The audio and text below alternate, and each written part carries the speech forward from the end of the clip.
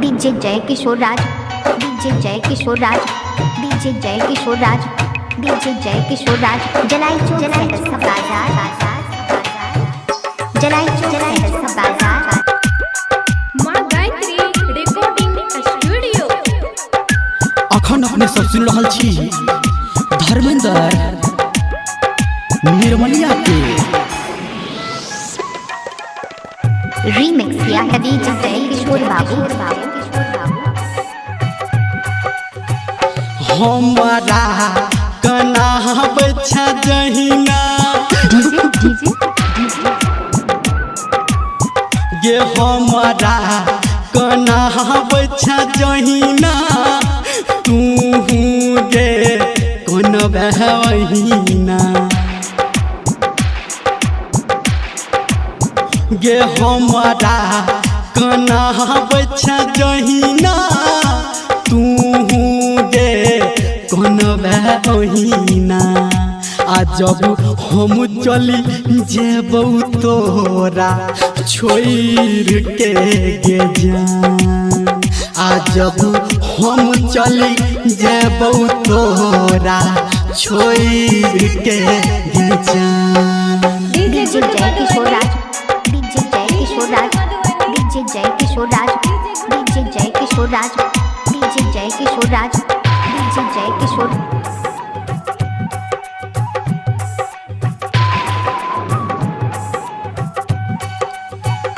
दिल के दुखा बच्चा जहिना रीमिक्स किया है डीजे जय किशोर ये बाबू। दिल के दुखा बच्चा जहिना दिल तोरो दुख तो गईना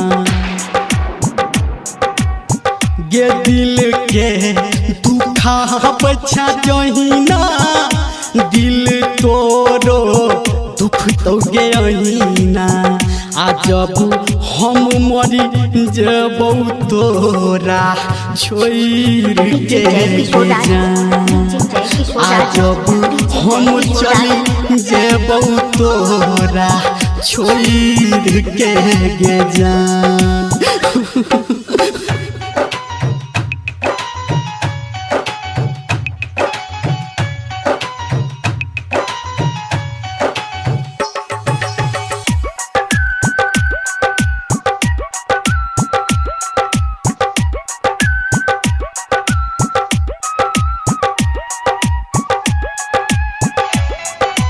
अखन अपने सब सुन रहल छी धर्मेंद्र निर्मलिया के डीजे जय किशोर राज, डीजे जय किशोर राज, सपना डीजे जय किशोर राज। देखा बच्चा जहिना ये सपना देखा बच्चा जहिना ई सपना गे टूटत तहिना ये सपना देखा बच्चा जहिना ई सपना गे टूटत तहिना आ जब हम उड़ी जेबौ तोरा छोड़ के गे जान आ जब हम मरी जेबौ तोरा छोड़ के गे जान। DJ good Madhubani, DJ good Madhubani.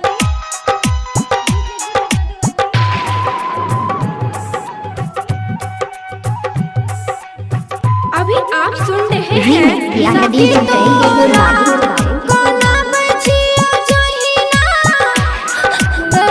बोलना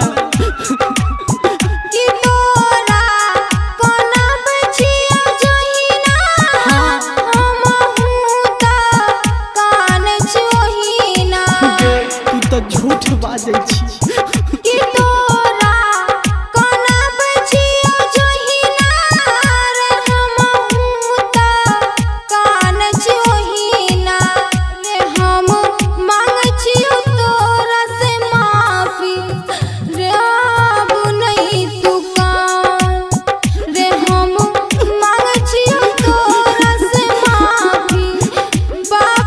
जय किशोर राज डीजे जय किशोर राज डीजे जय किशोर राज डीजे जय किशोर राज जलाई चौक सहरसा बाजार